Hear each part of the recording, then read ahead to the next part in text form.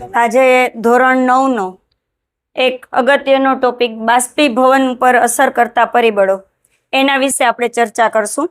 હવે બાષ્પીભવન છે તમે લોકો નાના ધોરણમાં ભણી જ ગયા છો. બાષ્પીભવનની પ્રક્રિયા એટલે શું? તો કે બાષ્પીભવન છે કે સૂર્યપ્રકાશથી સમુદ્રની સપાટી છે એના પાણીની વરાળ થાય, ઉપર જઈ વાદળા બને ને વરસાદ આવે, આટલું તમે જાણો છો. અહીંયા આ બાષ્પીભવનની પ્રક્રિયા ઉપર કઈ કઈ બાબતો આધાર રાખે છે જેને આપણે પરિબળો કહીશું. તો આ કયા કયા પરિબળો છે એના વિશે આપણે જોઈએ. બરાબર છે. હવે સૌથી પહેલા તો તમે મને તમારામાંથી કોઈ કહી શકશે કે ઉત્કલન બિંદુ અને બાષ્પીભવન એ બંને વચ્ચે તફાવત શું છે? ઉત્કલન બિંદુ અને બાષ્પીભવન. યસ, જે જથ્થાત્મક ક્રિયાવૃત્તિ છે અને તે જથ્થાત્મક સપાટી પર ક્રિયાવૃત્તિ છે. એટલે બાષ્પીભવન છે એ ફક્ત સપાટી ઉપર થતી પ્રક્રિયા છે, કોઈ પણ દ્રવ્ય છે એની સપાટી ઉપર થતી પ્રક્રિયા છે. જ્યારે ઉત્કલન છે એ સંપૂર્ણ જે જથ્થો છે એની ઉપર થતી પ્રક્રિયા છે. બીજું સૌથી વધુ અગત્યનું જો એમાં હોય તો ઉત્કલન બિંદુમાં એના તાપમાન સુધી પહોંચ્યા પછી જ એમાં ઉત્કલનની ઘટના બને. બિંદુ કોઈ પણ દ્રવ્ય છે એ ઉત્કલન બિંદુ સુધી પહોંચે પછી જ પ્રવાહીનું વરાળમાં રૂપાંતર થાય. જ્યારે બાષ્પીભવનમાં સૌથી અગત્યની વસ્તુ શું છે તો કે બાષ્પીભવન છે એ ઉત્કલન બિંદુએ થી ઓછા તાપમાને વરાળમાં પ્રવાહીનું વરાળમાં રૂપાંતર થાય છે. એને આપણે બાષ્પીભવન કહીએ છીએ કે જેમાં ઉત્કલન બિંદુ સુધી તાપમાન વધારીને આપણે પહોંચાડવું પડતું નથી. હવે આ બાષ્પીભવન છે એ કુદરતી થતી ઘટના છે, તો એની ઉપર કુલ 4 પરિબળો અસર કરે છે. કયા 4 પરિબળો? એની સાથે એ પરિબળોની સાથે બાષ્પીભવનમાં શું ફેરફાર થાય છે, એનો દર વધે છે કે ઘટે છે, એની સાથે આપણે સરખામણી કરવાની છે. તો 4 પરિબળો, જેમ કે પહેલું છે સપાટીનું ક્ષેત્રફળ.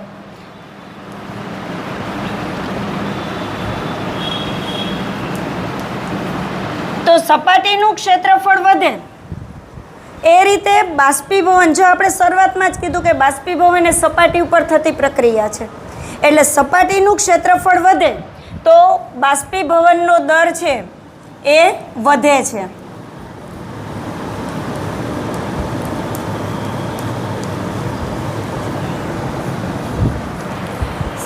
સપાટી વધે એમ બાષ્પીભવનનો દર વધે. હવે એનું કોઈ ઉદાહરણ આપણે વ્યવહારુ જીવનમાંથી આપી શકીએ કે જે નિયમિતમાં આપણે એનો ઉપયોગ કરતા હોઈએ? યસ, ડિમ્પલ. ઉદાહરણ તરીકે જે કે આપણે ઘરમાં કપડાં ધોઈ અને દોરી ઉપર થોડા કરીને સૂકવેલું છે ત્યારે તે કપડાં આપણે સામાન્ય રીતે કપડાં એમનેમ હોય તો એ જલ્દી સુકાતા નથી, પણ એને જ્યારે પહોળા કરીને સૂકવીએ એટલે એની સપાટી વધી જાય અને એમાંથી પાણીની વરાળ છે, પાણી છે એ વરાળ સ્વરૂપે તરત જ પસાર થઈ જાય. એ જ રીતે બીજું ઉદાહરણ આપણે આપવું હોય તો કપ અને રકાબીમાં ચાનું ઉદાહરણ આપી શકીએ કે કપની ચા છે એના કરતાં રકાબીની સપાટી પહોળી મળે, એને લીધે રકાબીમાં રાખેલી ચા છે કે કોઈ પણ પીણું છે એ જલ્દીથી ઠંડુ થઈ જાય. બરાબર? એટલા માટે જ્યારે કોઈ પણને ઝડપથી ઠંડુ કરવાનું હોય ત્યારે આપણે એને પહોળી સપાટીમાં ઠારીએ છીએ. બીજું પરિબળ કયું છે તો કે તાપમાન. તાપમાન વધે, આપણે શરૂઆતમાં જ શીખ્યા કણોની લાક્ષણિકતા છે એમાં જ જોયું કે તાપમાન વધતા કણોની ગતિ ઉર્જા વધે. અહીંયા સેમ એ જ નિયમ લાગે કે જ્યારે તાપમાન વધી જાય એટલે બાષ્પીભવન છે, બાષ્પીભવનમાં પણ પાણીની વરાળ બને છે એટલે કણોની ગતિ, જે કોઈ પણ પ્રવાહી છે એની ગતિ વધે. એટલા માટે તાપમાન વધે છે એમ શું થાય, બાષ્પીભવનનો દર પણ વધે છે, કેમ કે તાપમાન વધતા કણોની ગતિ વધે છે. સેમ નિયમ લાગુ પડે કે ચોમાસા અને શિયાળાની સરખામણીમાં ઉનાળામાં કપડાં જલ્દીથી સુકાય છે, કારણ કે ઉનાળામાં તાપમાન છે એ વધારે હોય. એટલે એ જ નિયમને આધારે અહીંયા પણ તાપમાનના વધારા સાથે છે એ બાષ્પીભવનનો દર છે એ વધે છે. ત્રીજું આપણે જોઈએ ભેજની માત્રા. ત્રીજું પરિબળ છે ભેજની માત્રા.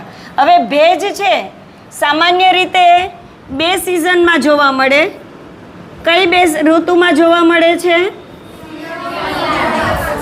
શિયાળામાં ભેજ હોય છે ખરી, પણ ચોમાસામાં આપણે અનુભવી શકીએ એટલો ભેજ હોય. અને ચોક્કસ તાપમાન હોય, કોઈ પણ એક ચોક્કસ તાપમાને આપણી આસપાસ છે એ બાષ્પ રહી શકે. એનાથી જો તાપમાન વધે તો બાષ્પ છે એની વરાળ બની જાય. તો અહીંયા ભેજ છે, શિયાળામાં તાપમાન નીચું છે, ચોમાસામાં તાપમાન નીચું છે, એટલે દેખીતી રીતે ભેજની માત્રા વધે. તો ભેજ વધે ત્યારે બાષ્પીભવનનો દર, વરાળ બનવાની પ્રક્રિયા કેવી થઈ જાય? ધીમી થઈ જાય. એટલે બાષ્પીભવનનો દર શું થાય છે? ઘટે છે.